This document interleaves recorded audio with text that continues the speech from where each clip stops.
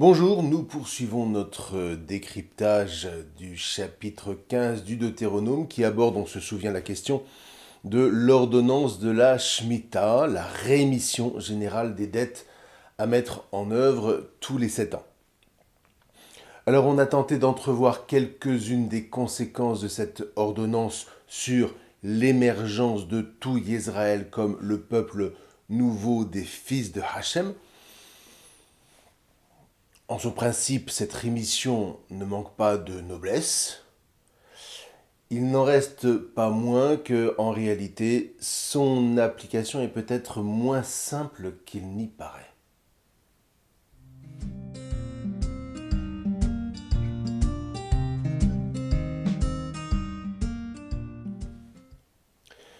À partir du verset 9, le texte s'attaque aux problèmes générés par l'application de la Shemitah. Parce que, dans son principe, cette Shemitah est magnifique. Qui serait contre intellectuellement parlant? Mais concrètement, que faire si mon frère dans la nécessité se trouve dans l'obligation de me vendre tout ou une partie de ses biens, que je les lui achète en gage et qu'on est dans la 6e année du cycle de la Shemitah? Est-ce que je vais devoir abandonner la dette la 7e année, c'est-à-dire la suivante? En fait, ça n'est ni plus ni moins qu'une question de justice. Et le texte ne la biaise pas. Et là, comme toujours, la réponse va secouer, signe s'il en faut qu'elle est inspirée. Le verset 10 sonne comme un coup de poing sur la table. C'est l'alliance, ce sont les chukot de Hachem, c'est-à-dire ces ordonnances, qui apportent la bénédiction. Et ce ne sont pas tes combines. Donc, dit le verset, pour donner, donne. Alors, on a déjà vu ce genre de formulation plusieurs fois. En hébreu biblique, ce redoublement de la forme verbale traduit un impératif absolu.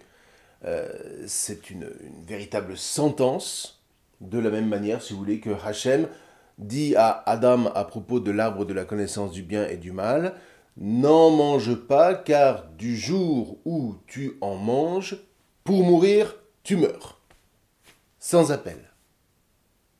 Donc, ici, pour donner, donne. C'est-à-dire, fais rémission aux nécessiteux et sans mauvais cœur en lui donnant. Oui, à cause de cette parole, Hachem ton Elohim te bénira dans tout ton ouvrage et dans toute tâche de ta main. Là, l'ordonnance touche une question, dans le fond, qui nous tracasse tous, à savoir le rapport entre la justice individuelle d'une part, et puis d'autre part, la justice qu'on pourrait appeler transcendante.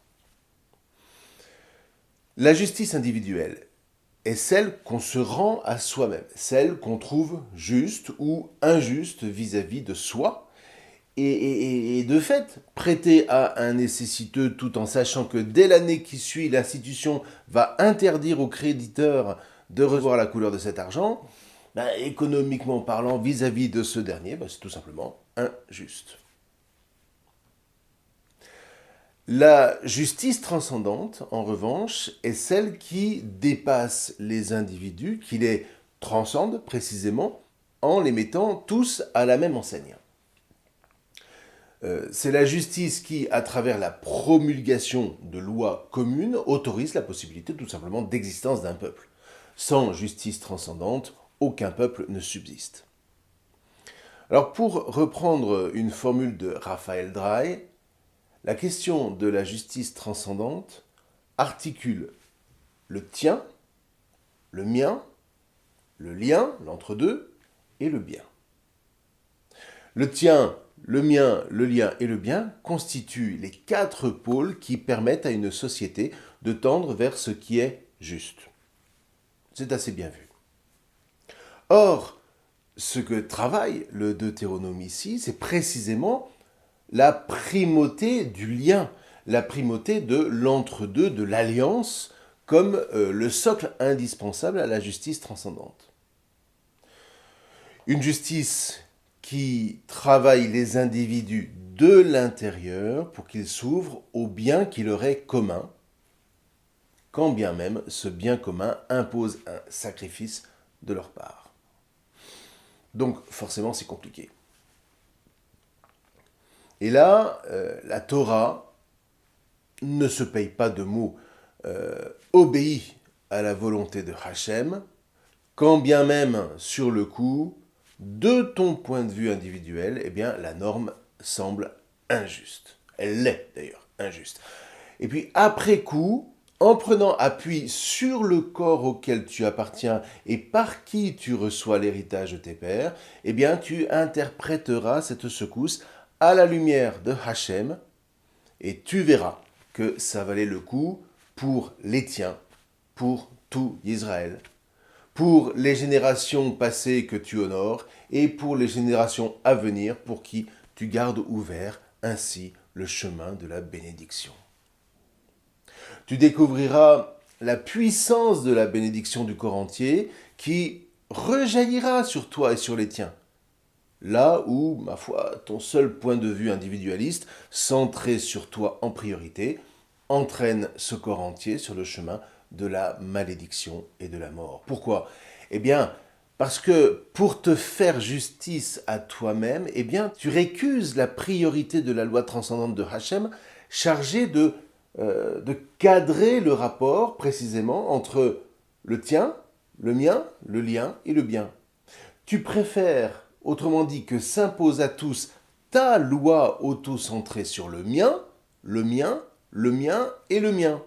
Bref, tu voudrais que ta loi soit transcendante, tu voudrais te faire Dieu à la place de Dieu. C'est l'éternel ritournelle du pécheur. Et dans ce combat, le Christ ne veut pas faire exception. Vous voyez, en sa passion, il s'inscrit dans ce difficile entre-deux de la justice individuelle et de la justice transcendante. Sur le coup, bien que d'après Deutéronome 13, d'après la justice transcendante de la Torah, la situation de Jésus relève de l'apostat, on l'a vu, il n'empêche que individuellement parlant, la condamnation de Jésus est injuste. D'où la légitimité de sa prière, « Père, que cette coupe s'éloigne de moi. » Mais voilà que, après coup, à la lumière de la Torah et du projet de salut attaché à sa mission messianique, eh bien Jésus consent à faire de son sacrifice une shmita, une rémission des péchés en vue de la bénédiction de la multitude. Père, non pas ma volonté, mais la tienne. Au final, ayant traversé sa Pâque, eh bien, sa résurrection manifeste que Elohim agrée cette Shemitah, de sorte que la bénédiction déborde sur le corps mystique dont il est la tête, déborde sur ce corps de tout Israël qui devient l'Église, nourrie de l'Eucharistie de son Christ. Bon, pour en rester à l'Ancien Testament, rappelons-nous que dès le 8e siècle, les prophètes n'ont eu de cesse que d'appeler à la justice selon Hachem, à la justice transcendante. Et là, évidemment, on pense à Yeshayahu. Voici le jeûne que j'agrée, oracle de Hachem. Ouvrir les chaînes du crime, délier les liens de l'entrave, renvoyer libres les maltraités, que vous pulvérisiez chaque entrave. C'est au chapitre 58 de son livre. Or, qu'est-ce que cet oracle prophétique, sinon la proclamation d'une rémission? C'est ce genre d'appel prophétique à la justice transcendante au nom de Hachem qui va précisément rendre les scribes en exil à Babylone attentifs aux lois de rémission mésopotamienne. Des lois qu'ils vont donc choisir de transcrire dans la Torah comme des prescriptions de Hachem pour leur donner une chance d'être observées au même titre qu'elles ont pu l'être un millénaire auparavant. Là où il faut bien admettre que la prédication prophétique est restée lettre morte, eh bien faire proclamer par Moïse à tout Israël la ritualisation de la rémission manifestera à quel point le peuple des fils de Hachem est un peuple de justes qui ne forme qu'un seul corps. Et là, comprenons bien, il ne s'agit pas seulement d'un défi social, il s'agit de l'être même de tout Israël, de son âme investie charnellement de la justice transcendante de Hachem, son Elohim. L'ordonnance de la Shemitah est à ce point importante qu'elle devient même pour les scribes deutéronomistes le critère premier de discernement entre le chemin de la bénédiction et le chemin de la malédiction. Dit autrement, à quoi voit-on que tu es un digne fils de Hachem? Pas au nombre de sacrifices que tu offres dans le temple, pas à la quantité des prières que tu vas réciter, mais à ta capacité d'obéir à Hachem dans un ordre on ne peut plus concret qui s'oppose au despotisme de l'argent roi. Si tu es en capacité d'obéir, c'est-à-dire si tu es libre vis-à-vis de l'argent roi coercitif, alors ce sera le signe que tu marches bel et bien sur le chemin de la bénédiction. Sinon, le seul fait que tu fermes la main aux nécessiteux, alors même que tout le corps des fils de Hachem se trouve intimé de faire rémission, ce seul fait est pour toi le signe que tu marches sur le chemin de la malédiction. Et que tu y entraînes le corps entier. Vous voyez, dit autrement, ce n'est pas parce que vous êtes formellement devenu un peuple que vous pouvez vous permettre d'oublier qui vous êtes charnellement. Vous êtes des fils pour Hachem. C'est parce que vous êtes par essence des fils que vous existez comme un corps qui reçoit sa vie de Hachem votre Père. Renoncez donc à la tentation de ne vouloir exister que par vous-même et pour vous-même. Consentez à n'exister que par et pour un autre que vous-même. Et alors vous goûterez aux fruits de la bénédiction, à savoir la véritable liberté, libre des mensonges de l'argent diviseur.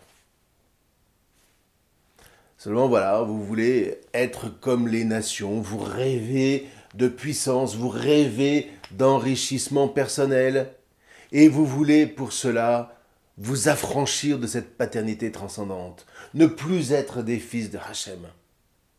Alors, alors tout le corps se disloque et vous n'êtes plus rien. Sans moi, vous ne pouvez rien faire, dira Jésus à propos de son Église dans une fidélité sans faille à la Torah de Moïse. Toujours est-il que pour les scribes, cette dislocation du corps a été révélée précisément par les invasions successives. Les rois des royaumes du nord comme du sud ayant méprisé l'alliance avec Hachem, malgré les appels prophétiques, tout Israël s'est fait avaler et disloquer. La Syrie d'abord, Babylone ensuite, et puis la Perse. Dit autrement, c'est précisément parce que vous avez agi comme les nations en préférant vos petits enrichissements individuels à la justice transcendante de Hachem que vous avez entraîné le corps de tout Israël dans l'injustice aux yeux de Hachem. Une injustice qui se mesure à l'oubli des nécessiteux dans votre sein. On est là ni plus ni moins qu'à la source de la parabole de Jésus sur le riche et Lazare. Ce qui montre, encore une fois, que le Christ ne puise son inspiration nulle part ailleurs que dans la Torah écrite. En fait, observons bien ce qui se passe, parce que c'est de salut qu'il est question. Oui, la justice individuelle est secouée par la Torah. Mais en fait, c'est pour être déplacé, ou plus exactement, c'est pour être replacé sur le chemin de la bénédiction dont elle se détourne plus souvent qu'à son tour. Grâce à cette secousse à laquelle préside Hachem, le pécheur est rétabli par Hachem dans la trajectoire du salut. Et il découvre à chaque fois un peu plus intérieurement à quel point le corps auquel il appartient reste pour lui son point d'appui majeur en termes de salut. C'est cet attachement au corps qui va lui permettre, dans l'entre-deux avec ses frères, de toujours savoir traverser les pires injustices, de passer de la mort programmée à la vie victorieuse. Bref, encore une fois, de marcher sur le chemin de la bénédiction et de se découvrir juste aux yeux de Hachem. Un juste, désormais, qui sera capable d'aller jusqu'à donner sa vie pour le corps au nom de Hachem. De sorte que, du cœur de cette bénédiction, eh bien, tout Israël peut être submergé par les ténèbres des invasions. Ses membres pourront bien être dispersés au milieu des nations. Le juste sait que jamais Hachem ne se désistera. Il restera le point d'appui, il restera la ressource de tout Israël pour traverser l'épreuve et pour demeurer vivant à la face des nations sourdes et prétentieuses. Ça, vous voyez, les psaumes le répètent à l'envi. Alors donc, ne va pas faire valoir ta propre justice auto-centrée et pécamineuse en refusant de prêter à ton frère nécessiteux, sous le prétexte fallacieux qu'on en est rendu à la 6e année du cycle de la Shemitah. Car la Shemitah est une ordonnance de Hachem pour tout Israël, pour tout le corps, dont l'objectif est de maintenir, quoi qu'il en coûte, ouvert le chemin de la bénédiction. Alors oui, encore une fois, ça secoue, parce que ça oblige littéralement à lâcher prise. Du point de vue de Hachem, la Shemitah est juste. Et la question de Hachem au fils d'Israël, qui ferme sa main en raidissant son cœur, n'est autre que celle du maître de la vigne à l'ouvrier de la première heure, qui rechigne quand il voit ceux de la dernière heure recevoir autant que lui. Ton œil est-il mauvais parce que moi je suis bon? C'est au chapitre 20 de l'Évangile selon saint Matthieu. Et donc, le verset 9 de dire en ce sens, pour donner, donne, et sans avoir mauvais cœur en lui donnant. Et la suite est importante. Oui, à cause de cette parole, Hachem ton Elohim te bénira dans tout ton ouvrage et dans toute tâche de ta main. Entendons ton rapport au nécessiteux et la jauge de ta qualité de fils de Hachem. Si tu travailles à ce qu'il n'y ait pas de nécessiteux au sein de ton peuple, alors tu seras un vrai fils de Hachem, parce que tu auras compris que le corps prime avant tout confort individuel. Cette appartenance primera sur la tentation de te considérer comme ton propre justicier, et dans la puissance du corps de ton peuple, par lui, avec lui et en lui, eh bien, tu sauras vaincre les plus grandes frustrations que génère en toi l'amour de l'argent roi, ce que la Torah orale de Jésus reprendra de manière tranchante. Nul n'a la puissance de s'asservir à deux adon, à deux maîtres, ou bien en effet il haïra l'un et servira le second, ou bien il sera rivé à l'un et il méprisera le second. Vous n'avez pas la puissance de vous asservir à Elohim et à Mammon, c'est-à-dire l'argent roi. Alors maintenant, que voulait dire précisément le verset 4 ? Il n'y aura pas chez toi de nécessiteux. Ce verset signifie « fais en sorte qu'il n'y ait pas de nécessiteux en tout Israël ». Sur quoi le verset 11 pose néanmoins un bémol. En fait, il est bien entendu inévitable qu'il y ait sur le sol des frères dans l'indigence. Et là encore, c'est la Torah orale de Jésus qui offre la clé d'interprétation à propos des nécessiteux spirituels, pourrait-on dire, à savoir ceux qui trébuchent face au piège des tentations qui leur sont tendues, notamment par l'argent roi. Écoutons bien d'ailleurs qui Jésus incrimine. Il est inévitable qu'adviennent les occasions de chute, mais hélas pour ceux par qui elles adviennent. Autrement dit, il y aura toujours des gens qui tombent, mais pour ce qui te revient, fais en sorte de ne pas être celui qui a provoqué leur chute. Il serait meilleur pour lui de se voir passer une pierre de meule autour du cou et d'être jeté à la mer que de faire trébucher un seul de ces petits, de ces nécessiteux. Défiez-vous de vous-même, dit Jésus. Au moins, c'est clair. Eh bien, on a là la même dynamique que nos versets. Il est inévitable qu'il y ait des nécessiteux parmi le peuple, c'est entendu. Mais, pour ce qui te revient, fais en sorte qu'ils ne le deviennent, ni ne le restent d'ailleurs, par toi. Donc, pour ouvrir, tu ouvriras ta main vers ton frère, ton nécessiteux, ton pauvre sur ton sol, c'est-à-dire le tout petit qui appartient au corps de tout Israël.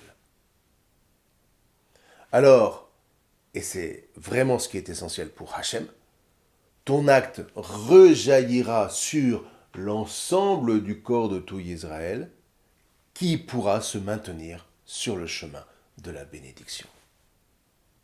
Donc, comme on l'a dit, la visée n'est pas d'abord la justice sociale pour elle-même, mais bien le salut. Et le salut de tout Israël, toute génération confondue. Il ne s'agit même pas de faire l'aumône. Il s'agit, tous les 7 ans, de faire rémission, tous ensemble, rituellement, comme un seul corps, de toutes les dettes, de sorte que les nécessiteux, c'est-à-dire ceux qui croulent sous la dette, jusqu'à même devoir se vendre comme esclaves, on va le voir, il s'agit que ces petits du peuple soient libérés du joug de l'argent roi. Et pour ça, c'est donc tout le corps qui, pour ainsi dire, se réinitialise pour repartir sur des bases saines. Encore une fois, c'est tout le corps qui fait rémission. C'est tout le corps qui sait entraîner ses membres à faire rémission de concert. Ce qui est infiniment plus puissant que si on devait attendre que chacun le fasse de son côté par grandeur d'âme, par magnanimité. Ce qui, sauf exception, n'arrive jamais. C'est ce qu'on pourrait appeler, si vous voulez, le cercle vertueux du corps irrigué par l'esprit de Hachem. Alors, bon, ceci dit, concrètement, on n'a aucune trace, il faut bien le dire, que la Shemitah ait été appliquée dans l'histoire biblique. Ce qui est normal, si on se souvient d'abord que cette ordonnance était inconnue jusqu'au VIe siècle, si elle avait vraiment été édictée par Moïse, autrement dit, si la Torah existait sur le mode des livres que nous connaissons aujourd'hui dès le Xe siècle, eh bien, on aurait dû avoir des marques royales de proclamation de la Shemitah tous les 7 ans. Ne serait-ce au minimum que pendant le règne de David, de Rizkiyahu ou de Yoshiyahu. Or, rien de rien.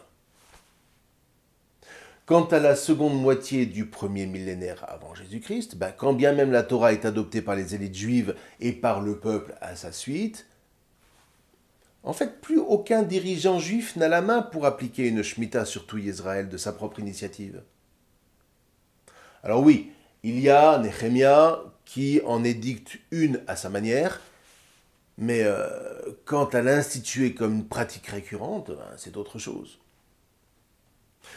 Ultérieurement, suite à la domination perse, quand le jeune Alexandre le Grand va fondre comme un fou furieux sur tout le Moyen-Orient, suivi de la scission entre les Lagides qui gouvernent l'Égypte et les Séleucides qui prennent en main la Mésopotamie, en particulier quand Antiochus Épiphane décide d'éradiquer toutes les religions de l'Empire pour le mettre sous la tutelle exclusive de Zeus.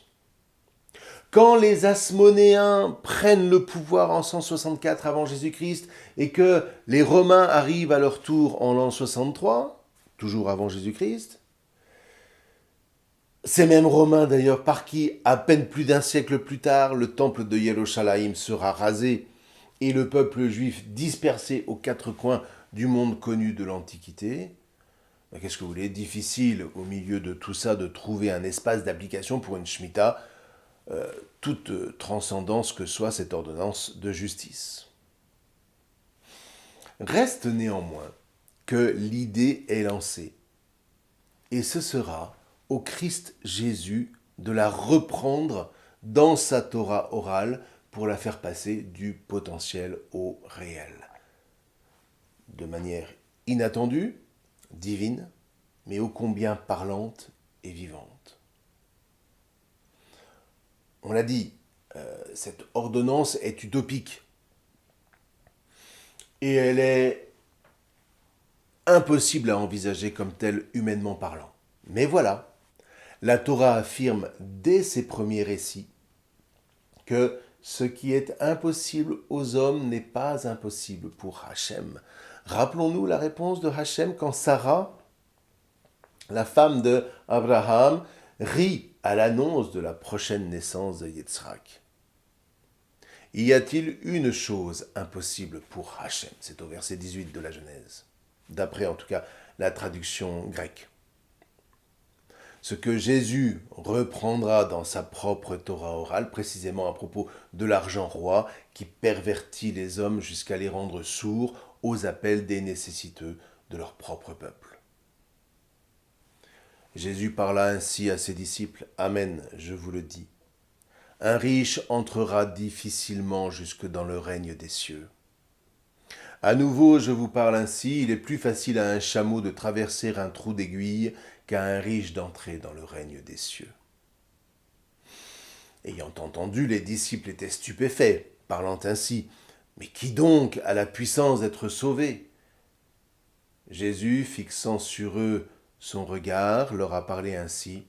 « Pour les hommes, cela ne relève pas du possible, et pour Elohim, tout est possible. » Matthieu chapitre 19. Ainsi, la Shemitah est donc bel et bien un chok, une ordonnance divine posée dans la Torah de Moïse, parce qu'elle fait partie du dessein divin dès le commencement, pour désarmer l'argent roi, sachant néanmoins que face à l'impossibilité humaine de renoncer aux paillettes de la richesse, eh bien, seul Elohim pourra lui donner force de loi en Christ, le Verbe fait chair, qui va livrer gratuitement sa vie pour le salut du monde. Alors seulement se révélera toute la pertinence de la Shemitah en vue du salut pour les nécessiteux que sont les pécheurs, de quelque nation que ce soit, donc in fine pour la multitude des hommes. Alors à partir du verset 12, le texte aborde un autre point sensible, celui du servage, en particulier le servage d'un membre du peuple de tout Israël auprès d'un de ses frères, mais là ça demande un traitement à part entière qu'on verra la prochaine fois. Je vous remercie.